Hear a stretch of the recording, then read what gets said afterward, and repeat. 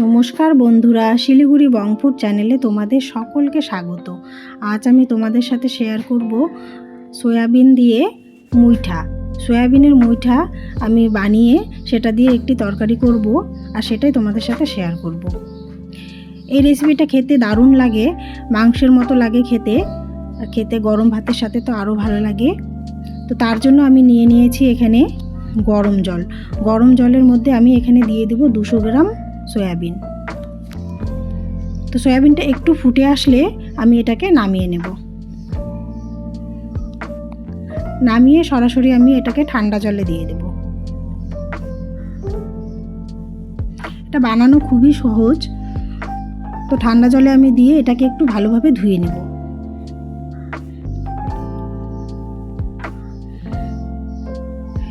একটু ধুয়ে নিয়ে এটাকে খুব ভালোভাবে আমি জলটি ঝরিয়ে নেব। দু হাতে চিপে চিপে জলটা ঝরিয়ে নিতে হবে, এর মধ্যে যেন একটুও জল না থাকে। তারপরে এটাকে আমি খুব ভালোভাবে পেস্ট করে নিলাম। আমি এটা মিক্সির মধ্যে পেস্ট করে নিয়েছি, যেমন মাংসের কিমা হয় ঠিক সেইভাবে এটা আমি বানিয়ে নিলাম। আর এখানে নিয়ে নিয়েছি পেঁয়াজ কুচি 1 বাটি, আর এখানে আছে আদা রসুন কাঁচা লঙ্কা বাটা, আর এখানে আমি টুকরো টুকরো করে 2টি বড় সাইজের আলু নিয়ে নিয়েছি।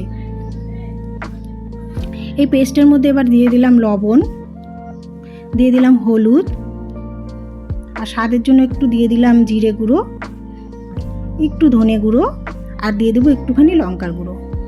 দিয়ে সবগুলো খুব ভালোভাবে আমি মেখে নেব।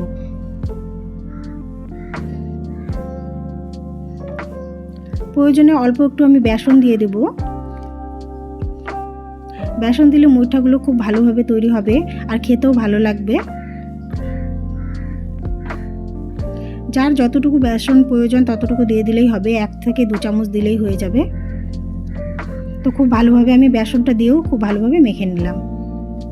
নিয়ে এবার হাতের সাহায্যে গোল গোল করে আমি মুইঠাগুলো তৈরি করে নেব। আমি একটু বড় বড় সাইজের মুইঠাগুলো তৈরি করলাম, ডিমের মতো। একটু চেপে চেপে গোল গোল করে তৈরি করে নিতে হবে। একটু টাইট করে মুইঠাটা তৈরি করে নিতে হবে, প্রয়োজন মতো বেসনটা দিয়ে, না হলে মুইঠাগুলো ভেঙে যাবে। তো এইভাবে আমি সবগুলোই বানিয়ে নেব। এইদিকে আমি কড়া বসিয়ে দিয়ে দিয়েছি কড়াইয়ের মধ্যে তেল। এখানে আমি সাদা তেল দিয়েছি, সাদা তেলে মুইঠাগুলো ভেজে নেব, পরে প্রয়োজনে সরষের তেল দেব। তো আমি অল্প করে প্রথমে মুইঠাগুলো দিয়ে দিলাম, আর দিয়ে খুব হালকাভাবে নাড়াচাড়া করে দিতে হবে, ভেঙে যাওয়ার ভয় থাকে না হলে। তো দেখো আমার মুইঠাগুলো ভালো তৈরি হয়েছে, তাই ভেঙে যাচ্ছে না। তো এইভাবে আমি খুব ভালোভাবে কম আঁচ করে দিয়ে লাল লাল করে ভেজে নেব।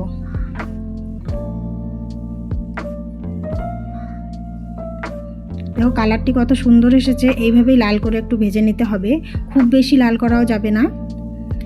বাকি মুইঠাগুলো আমি এইভাবে ভেজে নেব। তো কড়াতে আমি ওই তেলের মধ্যেই আলুগুলো ভেজে নেব। একটু লবণ আর একটু হলুদ দিয়ে আলুগুলো আমি খুব লাল করে ভেজে নেব।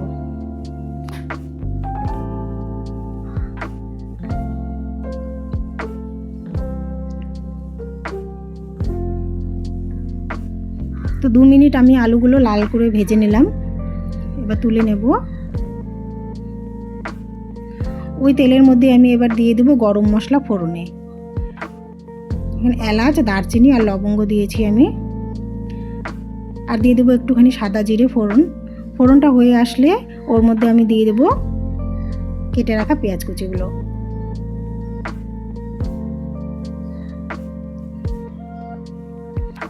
পেঁয়াজ কুচিটা খুব ভালোভাবে একটু নাড়াচাড়া করে নিতে হবে। 1 মিনিট পেঁয়াজটা একটু ভেজে নিয়ে ওর মধ্যে আমি দিয়ে দেব আদা রসুন আর কাঁচা লঙ্কা বাটা।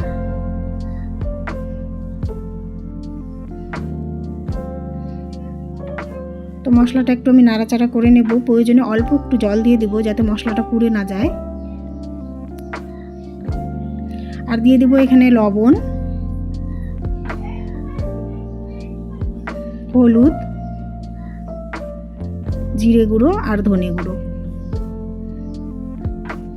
আর দিয়ে দেবো একটুখানি কাশ্মীরি লঙ্কার গুঁড়ো।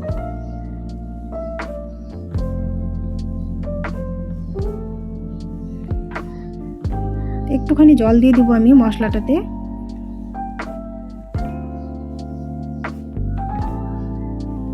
তো মশলাটা আমি নাড়াচাড়া করে খুব ভালোভাবে কষিয়ে নেব।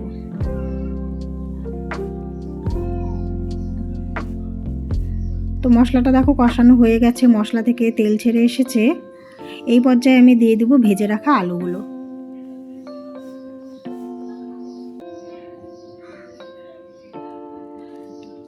এই রান্নাটা খুবই সহজ, খেতেও খুব ভালো লাগে। এটা চিতল মাছ দিয়েও করা যায়, চিতল মাছের মুইঠা খেতে ভালো লাগে। তো অন্য কোনো মাছ দিয়েও করা যায়, বড় মাছ দিয়ে। তো আলুর সাথে মশলাটা আমার খুব ভালোভাবে দেখো কষানো হয়ে গেছে, আলুটা সেদ্ধও হয়ে গেছে। তো এর মধ্যে আমি দিয়ে দেবো এবার গরম গরম জল।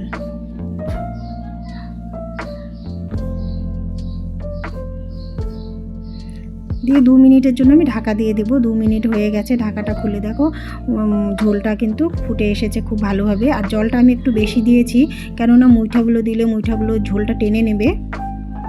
তো জলটা একটু বুঝে একটু বেশি করে দিতে হবে।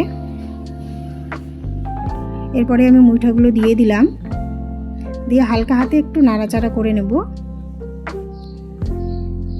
আর এর মধ্যে দিয়ে দেবো সামান্য একটু গরম মশলা। তো দেখো আমার সবজিটা কিন্তু একদম রেডি।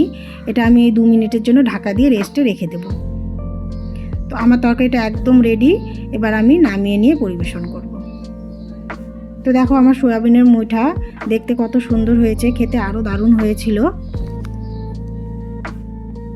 তো এই রেসিপিটা তোমরাও বাড়িতে বানিয়ে খেয়ে দেখতে পারো, খুব ভালো লাগবে। আর আমাকে কমেন্ট করতে ভুলবে না কেমন হয়েছে। আর আমার এই ভিডিওটি তোমাদের ভালো লেগে থাকলে একটি লাইক করে দেবে, আর আমার চ্যানেলটিকে সাবস্ক্রাইব করে আমার পাশে থাকবে।